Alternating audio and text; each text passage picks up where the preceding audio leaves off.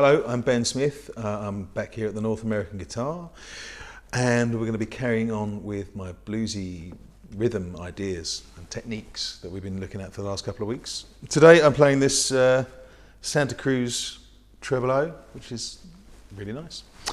So we're going to start with exercise 7A. We're going to be doing things a little different today because I'm going to be showing how these patterns work over both the E chord and the A chord. So you can start building them into, say, a traditional 12-bar form. So we're going to start with exercise 7A. And what we're going to be doing here is working on the pattern we did in the previous couple of lessons, but adding another note on top. In this case, we're going to start with this pattern here. So we're going to be putting down the B and the G sharp with that low E string. Then with the C sharp, we're going to be moving the first finger up to the A on the G string, 2nd fret. And then when we get up to the D, we're going to be adding this note, which is a B on the 4th fret of the G string. And then back down to the E. Now when you're doing this, you want to try and avoid getting the D string to ring. And the way that I do that is by angling my middle finger, or whichever finger is playing the note on the A string, so that the pad of the finger mutes that D string. So instead of getting this sound, you get this sound. But you don't hear that deadened string when you're playing the whole pattern together. But it sounds like this.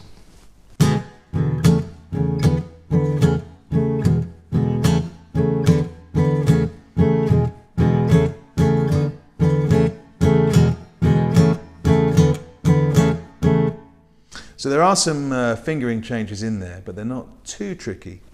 And we're going to look at this in relation to exercise 7B as well.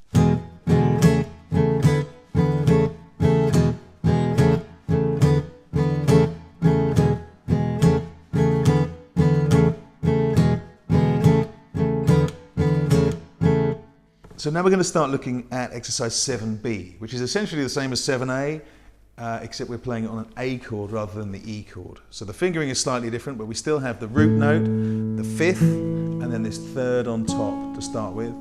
That moves up to the F sharp, with the D on top, and then the G with an E on top. It sounds like this.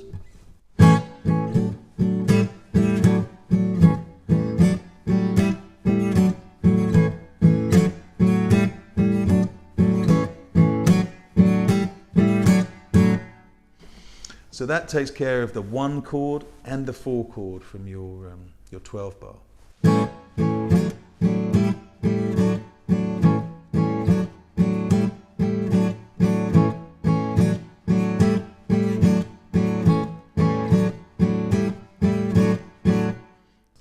So moving on to look at exercise 8A and 8B, we're going to be using the same chord shapes, but sometimes when you're playing you don't want to be playing those full chords from exercise 7A and B all the time because it fills up too much space.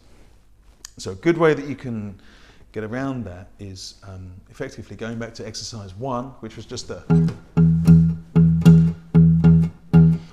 shuffle bass rhythm on 1 string, but you add the chords in on each beat of the bar with an open string in between. And it sounds like this.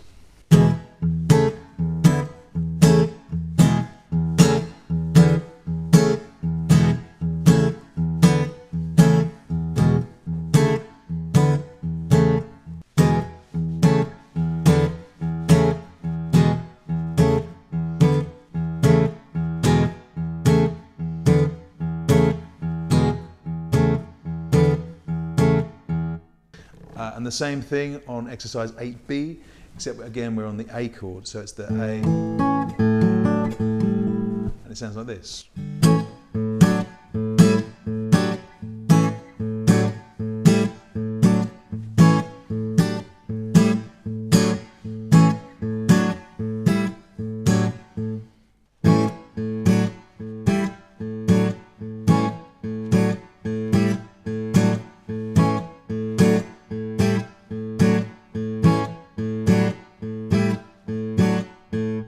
So looking at exercise 9A and 9B, it's essentially the same as 8A and 8B, but you add in an extra strum and a hammer-on. So you can see at the end of the bar, there's a strum which is just open strings, and then you hammer on to that first shape.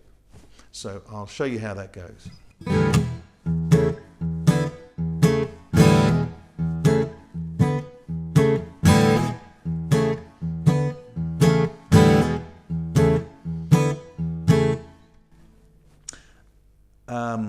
That allows you to really emphasize again that first beat of the bar.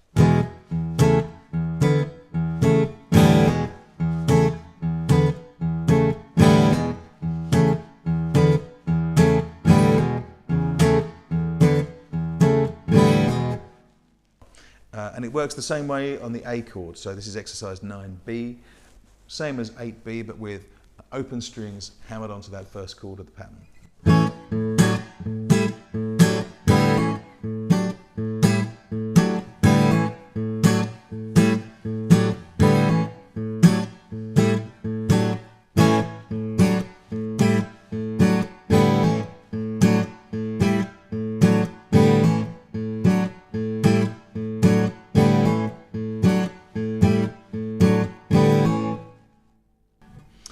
And if I put that idea into a full 12-bar form, can't really do these type of chords on the B so much because you don't have the open strings, but I'll play it through and you can hear how it really gives quite a full sound for backing up whoever you might want to back up. So this is a full 12-bar with these kind of ideas for the rhythm part.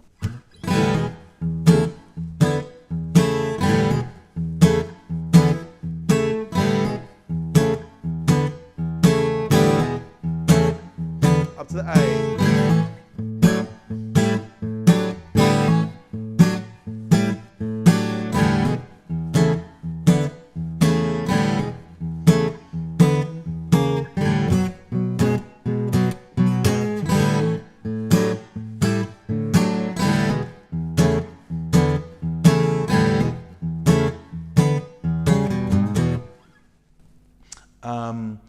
The hardest thing about these patterns is keeping the strings quiet that you don't want to sound. So that'll be the open D string when you're playing the E chord and the open G string when you're playing the A. As I say, try and angle your fingers so that you're muting it with your left hand rather than your right hand. It's a very hard thing to explain, so try and feel it. But don't worry if you hit the open string too much, as long as you got the feel right. That's as ever, that's the key thing. So enjoy it.